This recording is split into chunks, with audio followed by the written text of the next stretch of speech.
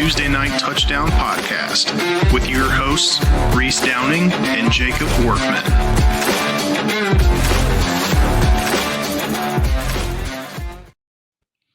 What's going on, guys? It is TNT Tuesday Night Touchdown Podcast, NFL edition, Week 18 picks. We are finally to the last week of the regular season. With me, as always, is the fine citizen, Mr. Jacob Workman, and we also have the old ninja himself joining us for the NFL and the college episode today. Scott, thanks for joining us. Good to be here. Let's hop right in here. We're gonna start off with a quick recap from the records from last week. We do have one game left. Obviously, the Lions game is coming up here shortly. Jake's record so far for the week is 9-6. His lock is Detroit, so still out on that one for the game against the Niners. Did miss his dog in Green Bay. Total for the year is 133-119. I went 5-10. I had a rough week last week. My lock for this week is also Detroit, so that's still up in the air. I did miss my dog in Atlanta. I'm sitting at 131-121. Jake, we got anything for Vegas for week 17? Not really, other than it was a huge week for the favorites. I think there was like one or two straight up that lost. All the other ones won. Gotcha. Okay. Well, let's hop right into week 17 results. The Chiefs went into Pittsburgh on a super short runway for 3 games in a row. They beat the Steelers 29-10. Ravens flew to Houston. They held the Texans to just a safety, won that game 31-2. Seahawks beat the Bears 6-3 in one of the lowest scoring games in the history of the league. Chargers beat the Patriots 40-7. They have clinched a playoff berth with the victory.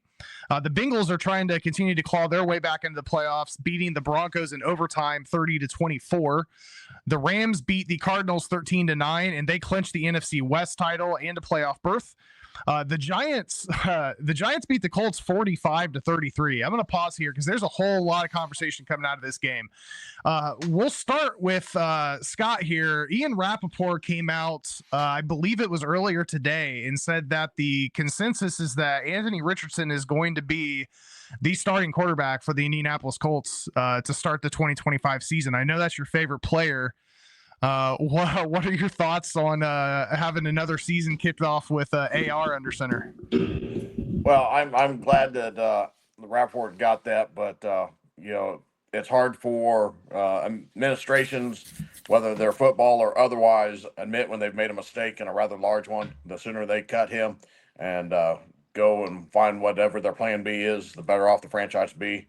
I hate to see great players like Forrest Buckner pissing away the prime years of their contracts or their career with a Midland 50% career passing, often injured, great runner type player. But it's time to cut that rope and say, we didn't do what we wanted to do.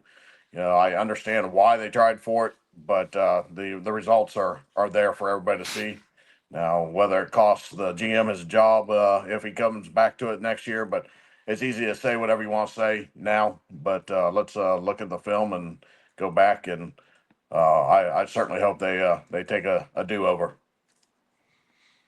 Jake, what are your thoughts? I know we talked about this a little bit last week, I believe, when Carter was on the show. He's got a little bit different of opinion on AR. Yeah, I mean, I think it's obvious that he's going to be the starter next year. Like, I don't understand why he wouldn't be. He hasn't played enough really for them to give up on him yet because of what they used to get him. I do think Ballard's going to be gone. I even saw reports today that people are rumoring that maybe even Peyton Manning coming in as the GM, which would be crazy. I know he's got kind of a lot more ties to Denver at this point than he does Indy, but I would think that would be an interesting hire. I know that they're kind of losing all their fan base. Pat McAfee went on a huge thing on Twitter yesterday talking about everything that has gone on. Obviously, he has insides in the locker room still, talking about how players are late for training, late for meetings, skipping stuff. Obviously, the culture is just pure shit, which obviously, I mean, to me, you got to put that on Steichen because you can't allow that. So I don't know how far he'll get. I mean, I think last year I was I liked Steichen. This year it's kind of been, where did it all go? Like, I feel like he completely became a different person this year. Yeah, that's a terrible situation going on there. I don't know what the answer is. If I'm Colts fans and I'm Jim Irsay, I'm saying, yeah, Peyton obviously is the person that I think would be a smart hire at GM and go from there. If that means Steichen gets fired as a result of that, so be it. Obviously, it's not too much at this point anyway. But the division's not. I mean, it's a winnable division at this point. There's no one that's fantastic. I mean, Houston, that Houston has talent, but again, I think it's a winnable division with the right situation. Yeah, I mean, the last couple of years, it's been difficult to pick who's going to come out on top in the AFC South. So that's been an interesting division to look at. If they do end up getting rid of Steichen, Scott, who would you like to see them go after? A more established coaching name, or would you like to see them bring in a Cole Faithful and give a Reggie Wayne type character, somebody that's been a part of the franchise for a really long time, maybe has some coaching experience, but not necessarily at the head coach a shot? No, I'm not a big fan of that at all. I think it's hard to point to a whole lot of successes where a position coach or a former lineman becomes the head coach. I just no. You're talking about a franchise that's worth hundreds of millions of dollars, and to bring in a position coach just because he's got ties to the team. If you look at the Colts receivers this year, yes, they're better. But I don't know that you could translate Reggie Wayne into being the head coach. I don't like Peyton Manning being the GM. He just no experience whatsoever. Wow. The only one I can think of that has done well was Elway didn't do a bad job, but he also John Lynch. I was going to say John Lynch. John Lynch. He had some. Well, okay, you got my one. You got the one, but you look at the San Francisco team this year.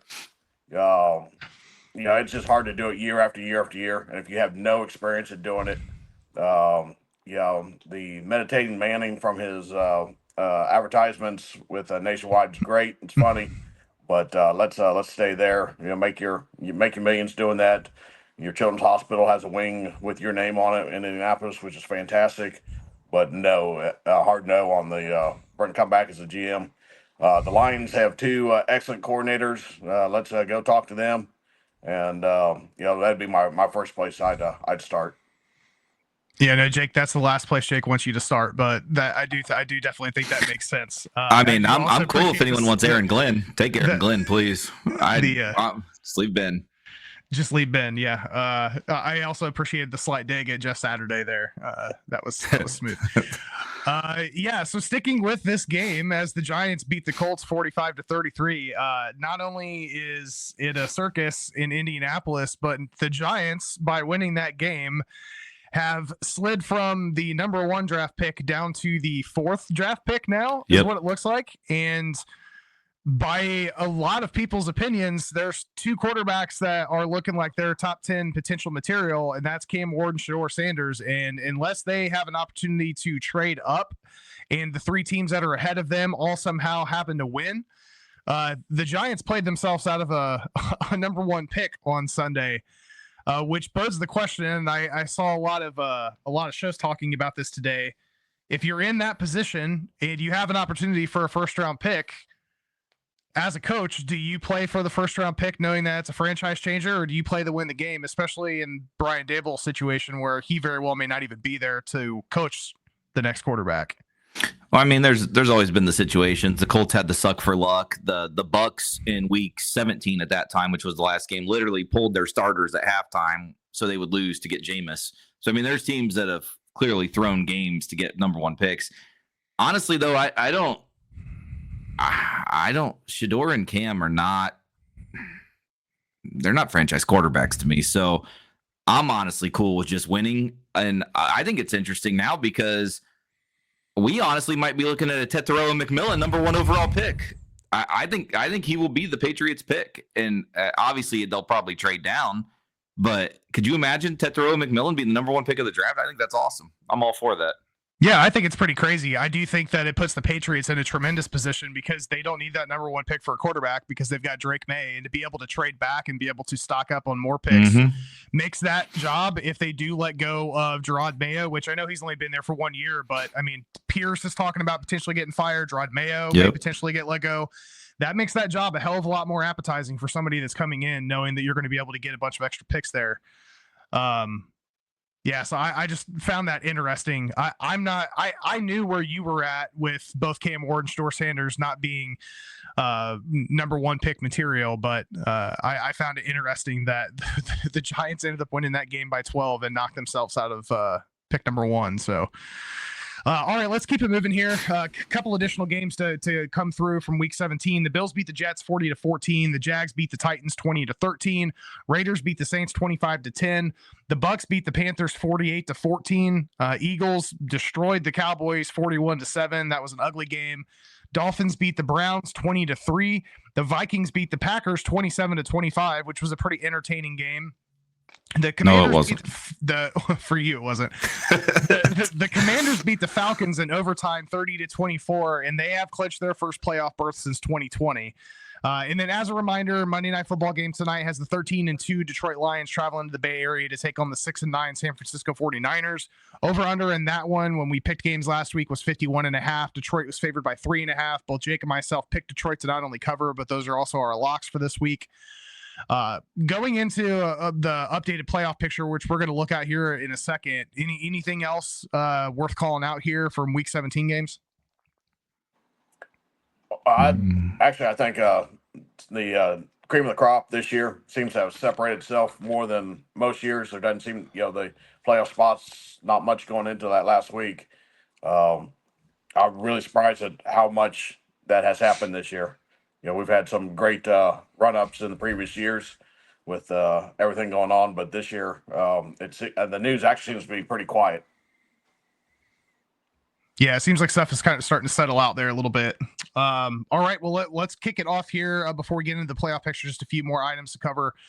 Congrats to Ravens quarterback Lamar Jackson, who broke Mike Vick's record for the career rushing yards at quarterback. He's only 27 years old. That seems like one of those records that's probably going to stand for quite a long time once Lamar hangs up his cleats. Congrats also go out to Chiefs tight end Travis Kelce, who made history on Christmas by passing franchise icon Tony Gonzalez on the Chiefs all-time touchdown catch list. Teddy Bridgewater said he was coming back, and he is back. He is coming out of retirement and has signed with the Motor City Lions ahead of the playoffs. Saquon Barkley has become the 9th player in NFL history to rush for 2,000 yards in the season, and now he just needs 101 rushing yards in their Week 18 matchup against his former team in the New York Football Giants to break Eric Dickerson's single season rushing record, which is 2105 set in 1984. And I just think it's so entertaining how many times I've seen that clip of Joe Shane saying, it's not like he's going to be a 2,000 yard back, in his next season. You're talking about eating words. Shane's days are numbered, I think. The Cleveland Browns have adjusted quarterback Deshaun Watson's contract to allow for some flexibility with plans to keep him on the roster as the starting QB for 2025. Outside linebacker Shaq Barrett, who we talked about recently coming back out of retirement, he was released by the Dolphins and cleared waivers. He has now signed with Tampa Bay, so he may get a chance to play in the playoffs. Raiders rookie tight end Brock Bowers continues setting records. He's now broken Mike Ditka's 63-year-old record for most receiving yards by a rookie tight end. And the Jets are interviewing former Commanders and Panthers head coach Ron Rivera for their vacant head coaching position. That is the first first head coach that they have interviewed. So we'll keep an eye on that. I think they're interviewing Rex Ryan also. Oh, okay. So they're diving down the list very quickly. Yeah, right. I'm waiting to see when I see Bill Belichick's name pop back up, because it's only a matter of time. Right. There's a reason that contract was structured the way it was. A couple quick updates on injuries. CeeDee Lamb's been shut down for the last 2 games of the season. He's been fighting through a really significant shoulder injury. They decided to have him hang it up for the rest of the year. Same goes for the Seahawks running back Kenneth Walker. He's going to be out for the last week of the season. And Tua Tagovailoa is questionable with a hip injury for Week 18. That's something to keep an eye on, because the Fins are in a tight spot to potentially make the playoffs, depending on how some things shake out. And that's what we want to look at next here. So this is the current playoff picture. Hold tight with me, because there's a lot of scenarios to go over here. We're going to start on the NFC side. Minnesota is currently sitting in the number 1 spot after their win against the Packers, only because the Lions haven't played yet. So Minnesota, for the Lions to clinch the 1 seed through the playoffs, they either need to beat the Vikings in Week 18 or beat the Niners tonight and then at least tie Minnesota in Week 18. For Minnesota to clinch the 1 seed, they either need to beat the Lions in week 18 or they need to tie the Lions in week 18 and have Detroit either lose or tie against the Niners tonight. So basically, in either scenario, the Lions control their destiny. They beat the Vikings in week 18 and they clinch. So as Workman was talking about, the game tonight really doesn't matter that much. Philly is locked in at the 2 seed. The Rams are also locked in as the 3 seed. That defense is looking damn good as this season progresses. That's a young squad. McVay's got those guys running around the field. Pretty good guys from a team that was only a quarterback, you know. Still salty. Tampa is currently in control of the 4 seed. If they beat the Saints next week, they clinch the NFC South. If they lose to the Saints and the Falcons beat the Panthers, Atlanta is going to hop Tampa and land in the 4 seed. Neither of these teams can make the playoffs as a wild card, so it's either win the division or you're out.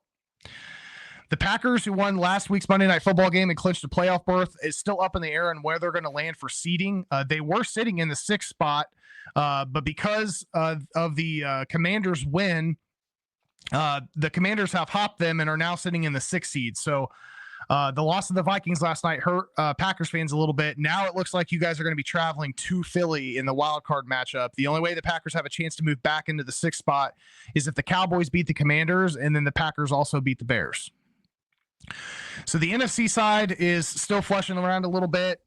The big thing here is that 1 seed that's going to be determined in week 18. The last game of the regular season is going to be played Sunday night, Minnesota versus Detroit in Detroit. We'll get thoughts on that game here shortly. On the AFC side, the Chiefs have clinched the AFC West in the 1 seed, so they will have home field advantage throughout the playoffs. The Bills have clinched the AFC East and the 2 seed. The rest of the seeding here is still a little bit up in the air. So currently the Ravens control the AFC North and own the 3 seed. For the Steelers to hop back into the 3 spot, they need to beat the Bengals in Pittsburgh, and the Ravens need to lose to the 3-13 Browns in Baltimore. If that happens, Pittsburgh would host a wild card game. Their first round matchup would be against the 6 seed LA Chargers, who have clinched their own playoff spot. If the Steelers win, but the Ravens also win, then Pittsburgh's going to land in the 5 seed. They're going to travel to Houston to play the Texans in the wild card. If the Steelers lose and the Chargers beat the Raiders, the Chargers will claim the 5 seed. The Steelers will slide down to 6, and they're going to head to Baltimore to play the Ravens. So we'll have an AFC North matchup in the wild card round. There's 3 teams that are currently vying for the 7th spot. Right now, Denver is sitting in the 7th seed. They have the easiest scenario. Beat the Chiefs, which is a team that's likely to sit all of their starters in a non-important game. They'll clinch that 7th spot. For the Dolphins to get in, they need to beat the Jets in East Rutherford, and they need the Broncos to lose against the Chiefs. For the Bengals to get into the playoffs, they'll need to beat the Steelers, have Miami lose their game against the Jets, and have the Broncos lose their game against the Chiefs in Denver. So there's still a little bit of chaos happening here in the playoff picture. Jake, what are your thoughts on where things sit right now, and what do you think is, any games that you specifically think are going to shuffle between now and the end of next week? Yeah, that AFC thing you just said is interesting because the way that they did the schedule, they're playing on Saturday and the Ravens play first. So if the Ravens win, the Steelers really have no reason to play guys. So they could essentially lose that game. I don't think it's that far-fetched that the Chiefs play their starters maybe a couple drives and then take guys out. They've already clinched the bye. Or even Carson Wentz. I mean, it's still a decent quarterback to come in behind. I think the Chiefs backups could still potentially win that game. Do you imagine if Cincinnati backdoors their way into these playoffs? That would be insane. Yeah. So I do think that those scenarios do at least hold a little bit of fun factor for us for Saturday and Sunday on the AFC side. NFC side, like you said, the number 1 seed all comes down to Sunday night. Obviously, that's going to be an enormous game. Thankfully, it is on our home field. As we talked in the last episode, in the college episode, it is tough to beat a team twice. We have already beat the Vikings this year. So that's a gird up your loins game. That'll be a big one. Obviously the matchups are great. I mean, Packers Eagles, that's what we saw week 1 in Brazil. So and it was a great game. Now we're going to bring it back to Philadelphia for that one. Rams Commanders would be excellent. I think that's another fun game to watch. And Tampa, whoever Tampa plays, is going to be hosting a team that has 14 wins, which is crazy. And I mean, Tampa's Tampa. I know Minnesota or Detroit, neither one of us really want to go to Tampa right now. So there's a lot of situations. I think it's going to be in the playoffs. I mean, it's wide. I think that NFC side is going to be wide open. Yeah, I agree with you. Scott, what are your thoughts? Well, I agree completely on the NFC side. You look at the from top to bottom, who couldn't win any of those games or make a run. Even a Tampa Bay. What have they done? Baker Mayfield. Where's this guy come from? He sat on the bottom of my fantasy football team all season long, and that.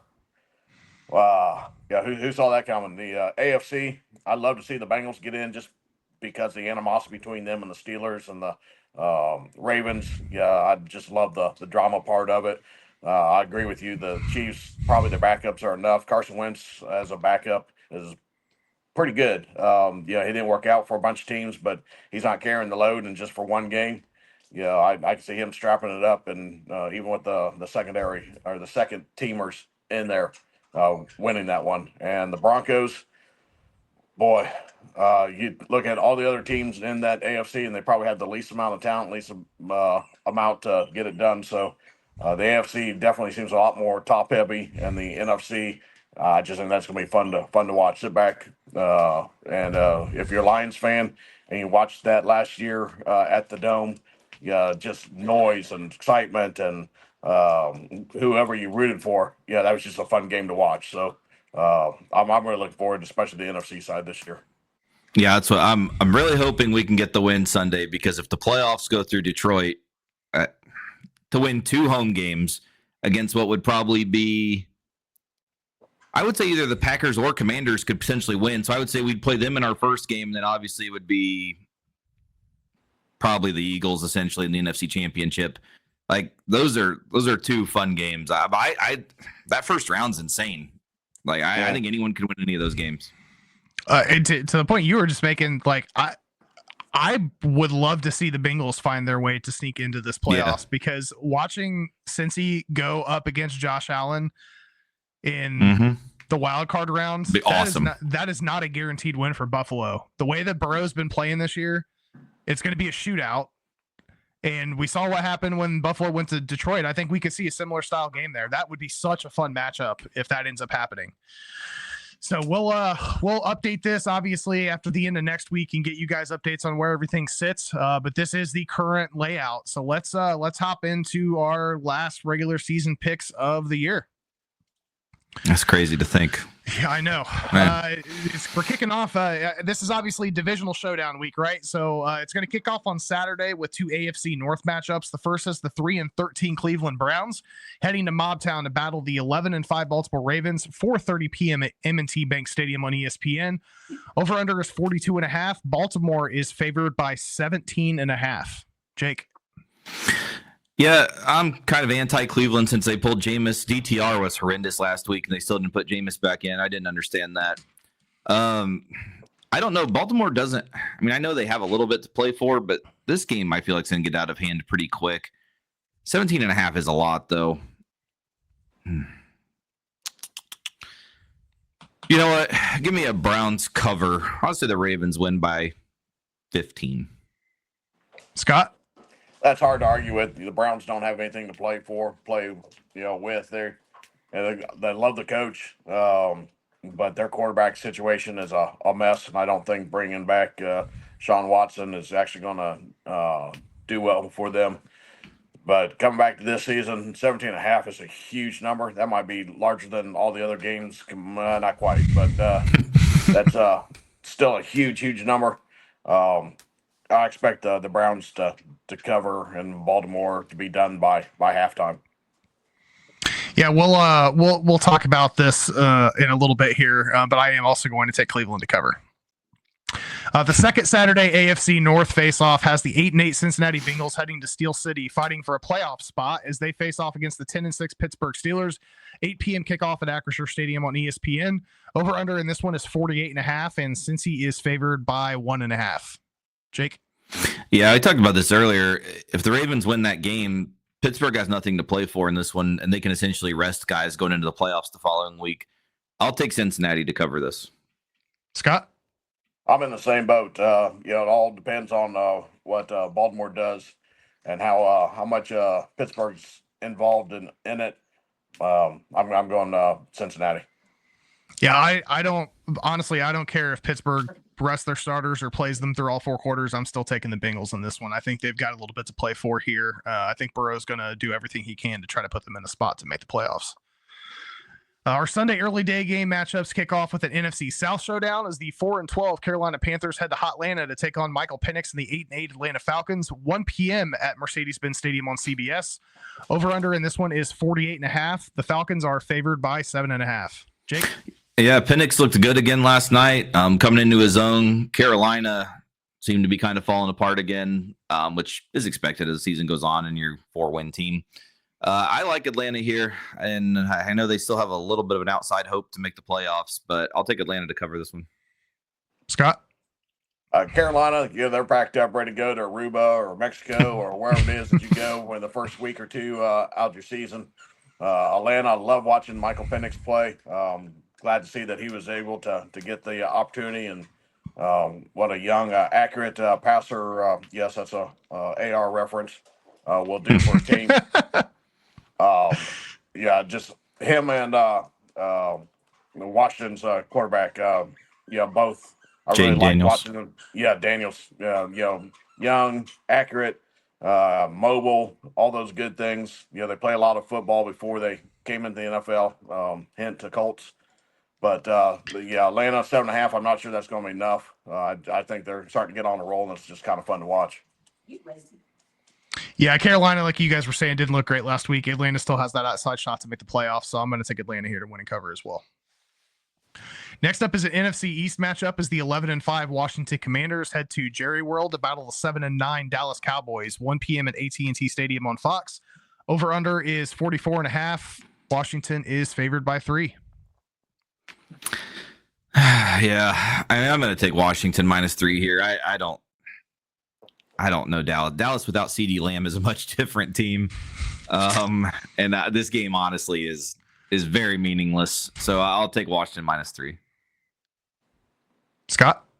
CeeDee Lamb, I think that's probably the right decision. They're not just looking at a wasted year this year. They've kind of waved the white flag. So I actually think that's a pretty good idea. Washington's got more to play for, and they're rolling into the playoffs.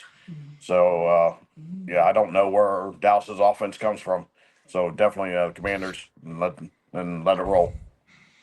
Yeah, watching that game against Philly, you could definitely tell that there's a huge drop off between Lamb and Cooks as our wideout one.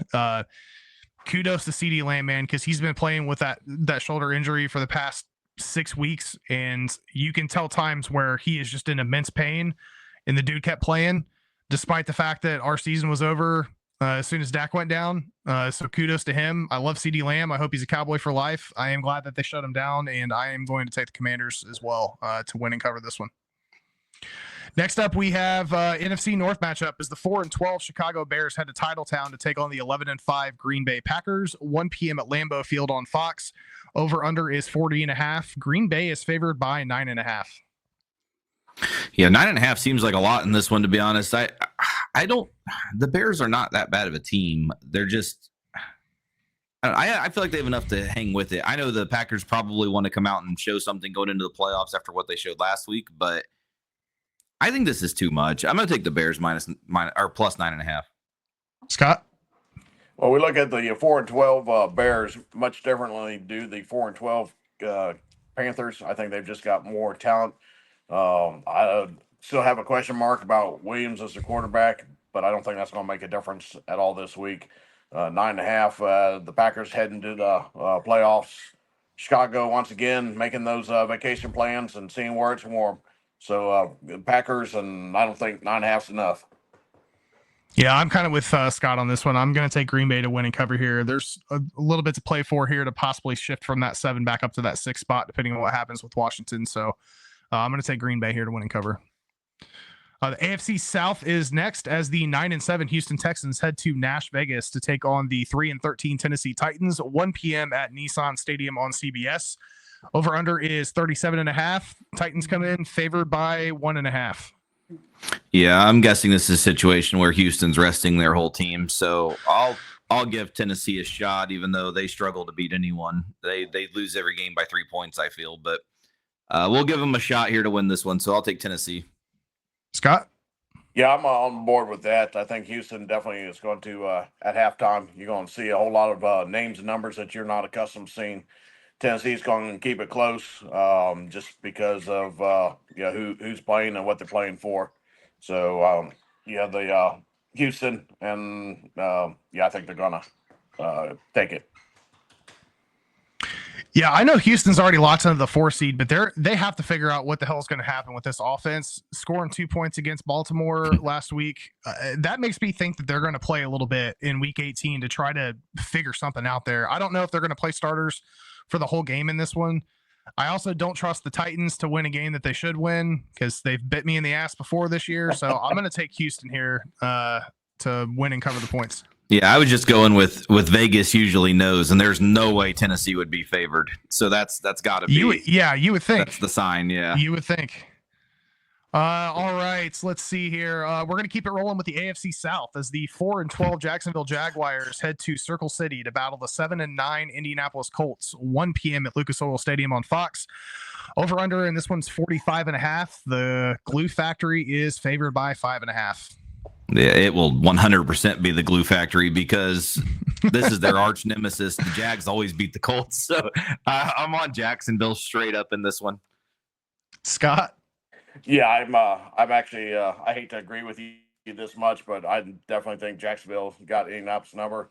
That loss last week to the lowly Giants.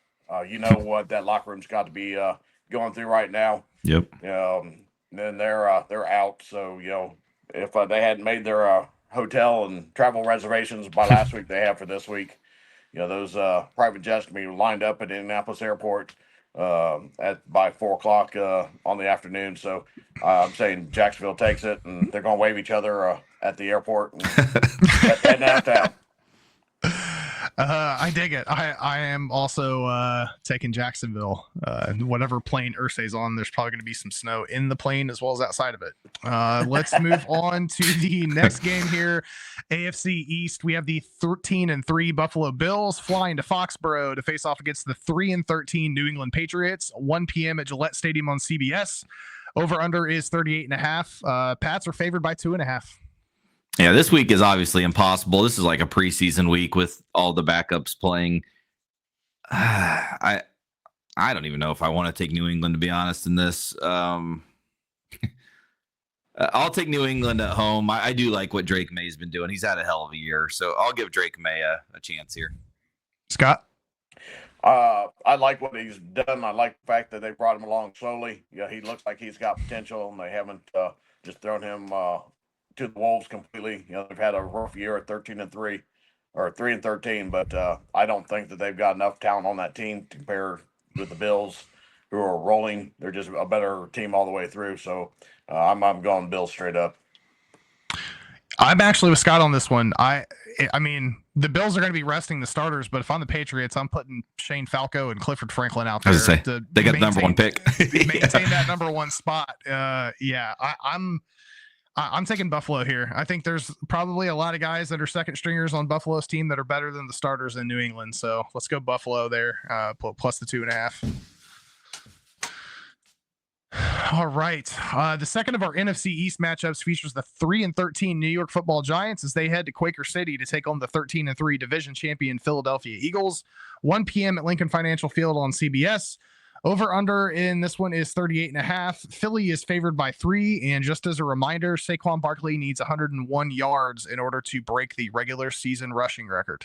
Jake? Yeah, obviously it's a little skewed getting the extra game, but if I was Philly, I'm not sure I'd be playing guys here. That's kind of what makes me wonder what they're going to do. I hate this week with all the nonsense. I'll take Philly -3, but I don't like it. Scott? I know Saquon's right there. I hate seeing Eric Dickerson that has sent the yards since '84. I really like seeing that. Yeah, I got the extra game and all, but with the way injuries have jumped up and bit people, I'm not sure that I would play him past halftime. See what it's like at the end of the first quarter. Hey, you're on the roll. You got 50 yards. Okay, you got the second quarter to get it done. but after that, we're shutting you down. We get it or don't. But I think the whole rest of the season means so much. The 2,000 yards rushing from him this season, that's just amazing. And of course, everybody remembers the backward leap. I love seeing the fact he got away from New York, and New York's got nothing vested. They're getting ready to go. So Philadelphia. Yeah, I think it's likely. I don't know what's going to happen because we've seen situations before where Saquon was going to break records and he's like, put the young guys in. I don't care more about. I mean, Saquon wants a Super Bowl. That's what he's looking for, right? So for that purpose, I don't know how long they're going to play him. I do think it's interesting that we call out the extra game when Dickerson broke the record from Walter Payton. He had 2 extra games when he broke the record because I believe Walter Payton only played 14 as opposed to the 16 that Dickerson did. So it's just interesting to think through that. My Was it problem is Payton or that, Simpson? say that again. I thought it was OJ that had the record. I'm pretty sure it was Walter Payton, but I could be wrong there. Either way, like there's that extension of the regular season. I think you just go back through and look at these games. It's kind of hard to register how these records should actually be measured. Yeah, but that's why stats are kind of ridiculous because especially they're getting ready to add another game too. When they add another game, I mean that record's gone instantly, so it doesn't really matter. Yeah, for sure. So either way, I don't trust this Giants team. Even if Saquon's in for a quarter, they may be up by 20 by the end of the first quarter. So I'm going to take Philly here to win and cover. Next up is the second of our NFC South battles as the 5-11 New Orleans Saints head to the Gulf to take on the 9-7 Tampa Bay Bucks. 1 p.m. at the Ray J on Fox. Over under is 43.5. Tampa Bay is favored by 13.5. Yeah, Tampa still has something to actually play for. The Saints, I said at the beginning of the year, were horrendous. They've proven that week by week. I like Tampa to go out and put an absolute show on here. Scott? Yeah, I think that's absolutely going to be the way it goes. Tampa's got something to play for. They're hot. Baker's playing extremely well. Mike Evans, I'm not sure how old he is, but he's getting it done. So yeah, I don't think it'll be much of a game. If you're a Tampa Bay fan, you're going to enjoy it. If you're Saints, you've stopped watching. Fair enough. Yep, I'm with you. I think Tampa Bay locks into the playoffs, so I am going to take Tampa Bay here to win and cover. We've got 2 AFC West battles next to kick off the afternoon games. First one being the 15-1 and locked-in division champion and AFC 1 seed Kansas City Chiefs. Traveling to the Rockies to take on the 9-7 and playoff hunting Denver Broncos. 4:25 p.m. kickoff at Mile High Stadium on CBS. Over under in this one is 39.5. Denver is favored by 8.5. Yeah, as of time of recording Monday night, still no official word if the Chiefs are playing or not. Obviously, by that line, Vegas clearly thinks the Chiefs are not playing. But I still think they can go in and cover this. I think they can cover the 8.5. So I'll take the Chiefs. Scott? Yeah, I think that a lot of backup players are playing for contracts and exposure for the Chiefs. They want to put good film on there for a contract this year, next year. So I think the Chiefs are really going to have something to go for, and they're just the mentality of that team. I don't think they're going to take the foot off the gas no matter who's out there. So I think the Chiefs are going to roll. Yeah, I'm with you. I think this partially is going to come down to coaching. But anytime I have an opportunity to pick Kansas City Chiefs and get 8.5 points, I don't care if it's the second stringers playing or not. I'm going to take that. So I am also going to take KC here. Next up is the 10-6 Los Angeles Chargers as they head to Paradise for a showdown against the 4-12 Las Vegas Raiders. 4:25 p.m. at Allegiant Stadium on CBS. Over under 41.5. Chargers are favored by 5.5. Yeah, I'm gonna stick with the Chargers in this one, minus the 5.5. The Raiders, they're kind of all over the place right now. I don't know if they still have an opportunity to fall into to get back up into one of the top 2 picks or not, or top 3. I know it's kind of all over the place with those teams right there, but I think the Chargers obviously will still play for a purpose, and I think they'll cover this one. Scott? Yeah, the Chargers kind of have the mentality of their head coach. I don't think that they're going to take the foot off the gas. They're going to play until they get the win. The Raiders, in years past have done a good job of playing spoiler. I just with Pierce, I loved his fire when he first came out, but I think that shows you the hard lessons learned of coaches that don't have a lot of experience. Go from position coaches to head coaches. It just doesn't work. So let's go Chargers, and I don't think it's going to be close at the end. Yeah, it's a tough situation for Pierce because the Raiders have been dealing with a shitload of injuries this year, and that does not help a first-year coach. But to that end, I do think the Chargers are going to come out here and try to finish the season strong, especially now that they have Dobbins back. I am also going to take the Chargers to win and cover. Next in our afternoon games is the first of two NFC West matchups as the 9-7 Seattle Seahawks take on the 10-6 Los Angeles Rams, 4:25 p.m. at SoFi Stadium on Fox. Over under in this one's 39.5. Seattle is favored by 3. Yeah, I think the Rams will be trotting out old James Garoppolo, so this will be an interesting sighting of him for first time in a while. 39.5 is crazy low. I feel like this game's going over that regardless, but I'm actually going to take Seattle in this one. I don't think the Rams are going to be playing anyone. Scott? I think the over-under should be whether Garoppolo makes it to the second half or not. Knee, ankle, foot, shoulder, something. That'll be what I'll put my money on. I actually agree. I think Seattle will win this. I just think that LA just going to pull everybody and not do anything special. They're just going to kind of play out the time. Yeah, I think Rams are going to be resting starters like you guys talked about. Seattle is looking to next year. Both these teams, I think, are going to finish out at 10-7. And unfortunately, if you're a Seahawks fan, the Rams are still going to get in. So I am going to take the Hawks here to win and cover.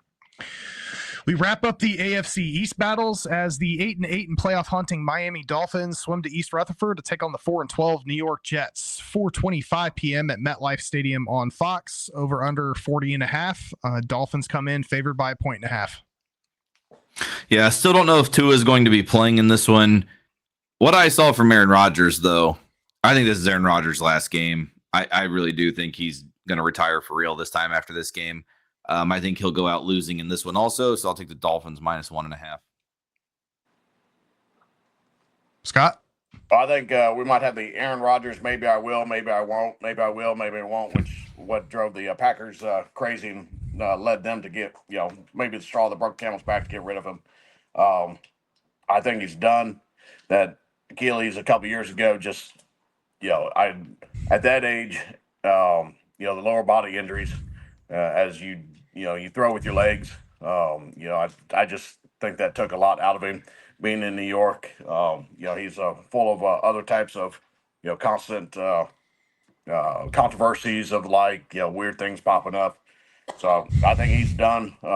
Tua, talk about somebody with injuries and head injuries. I almost wish he would hang it up just for his own, life. He's got, life-changing money already. So, but I guess that's here nor there. I think Miami will win this. They've just got more to play for. New York is, they're calling it quits and see you on the bus. Yeah, I mean, I don't know if Tua's playing. He's dealing with a hip injury right now, but Tyler Huntley did not look bad last week. And they were playing in cold weather too, and I think that probably helped a little bit because Huntley came from Baltimore, so he's got a little more experience in that than some of the other guys that are playing there. I'm with Miami. Miami's got something to play for. They have a long shot to be able to make the playoffs. The Jets aren't playing for anything. I don't know if you guys saw the commentary from Garrett Wilson on Instagram. Somebody had mentioned he made a comment about going and paying T. Higgins. Somebody said you should get him to the Jets, and his response was, "I will not be doing that," in all caps. So I don't think we're going to see Garrett Wilson in a jersey in a Jets uniform for much longer. Definitely not if Aaron Rodgers comes back. But either way, I'm going to go Dolphins here to win and cover this one in New York. The second of our NFC West battles is the last of our afternoon games as the currently 6-9 San Francisco 49ers head to the desert for a divisional battle against the 7-9 Arizona Cardinals. 4:25 p.m. kickoff at State Farm Stadium on Fox. 46.5 is the over-under. The Niners come in favored by 1.5. Yeah, regardless as to what happens tonight, I'm going to be on Arizona still. I like Arizona at home to win this game. It's a meaningless game for both teams, but I think Arizona will play a little bit at home. Scott? Oh, wait a minute. We're talking about that game, aren't we? Oh, yeah. I hope to see an offensive juggernaut of a game, just for fun. Good luck to both these teams. I think Arizona will be able to win this. San Francisco's just been racked by the injuries, and let's see what they can do. Basically, when they run it back next year, Arizona, they've played better than I thought they would this year. Marvin Harrison, I was hoping for great things. I mean, second year elite. Let's see what's going on, but I think Arizona's gonna win this one. Yeah, I think it's a little crazy that so many people are already out on Marvin Harrison Jr. It's just insane to me. I still think he's going to be a hell of a player. It's the first year of his career, and it's not like the Cardinals are burning down buildings. He's been good. There's a lot of rookie receivers that are overshadowing him, but that's given with the situation. Yeah, 100%. Kyler Murray's not exactly, the best quarterback in the league either. So he's dynamic in his ability to be able to move out of the pocket, but that doesn't make him the best passer in the league. So I think there's a lot of reasons for that. Either way, I'm with you guys. I do think that Arizona is going to win and cover. So I'm going to take Arizona here plus the points. Sunday night football matchup is the last and biggest game of the week, possibly the year, for the regular season. Massive playoff implications. The 14-2 Minnesota Vikings ship out to Motor City to battle for the NFC North crown and the NFC 1 seed as they take on the currently 13-2 Detroit Lions. 8:25 p.m. kickoff at Ford Field on NBC. 52.5 is the over under. The Lions come in favored by 2.5.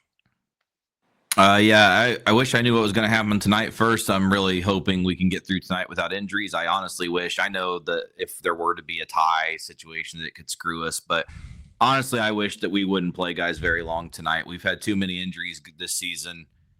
I know Dan Campbell's not going to do that. I know the type of team we are. That's not how we play. We're going to go out and play. So it's dumb to say it, but I kind of wish that every time someone gets hit tonight, I'm going to be cringing, just hoping to God they get back up, because it's such a meaningless game to go into the biggest game of the year next week. But obviously, I don't need to pick this. I'm taking the Lions. That's going to be the most insane stadium next weekend.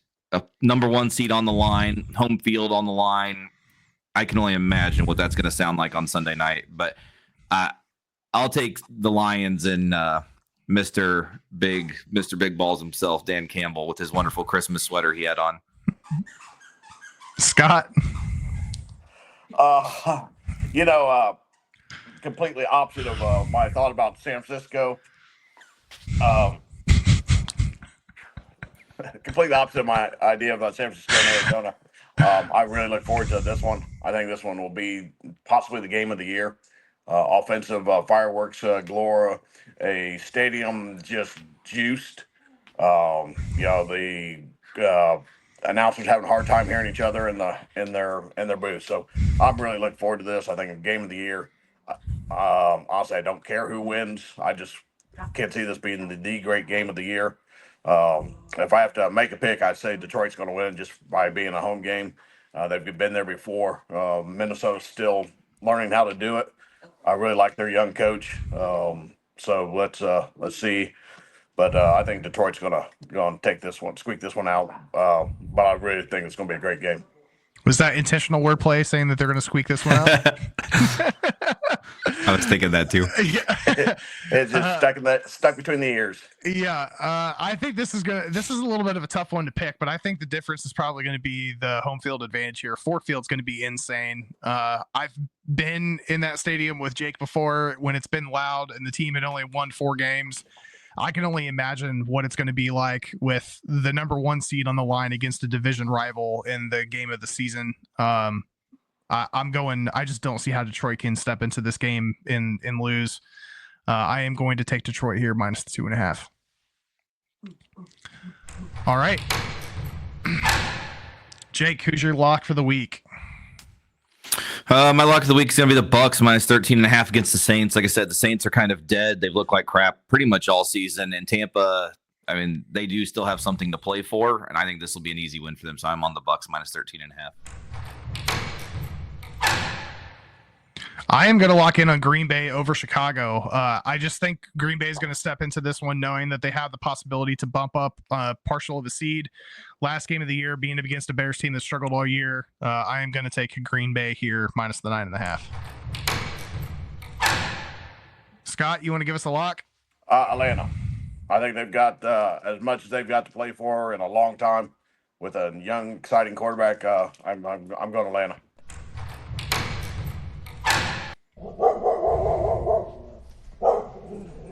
Jake? So my dog, I still am kind of baffled that this team is the underdog. I'll take Jacksonville plus 184 in the Glue Factory.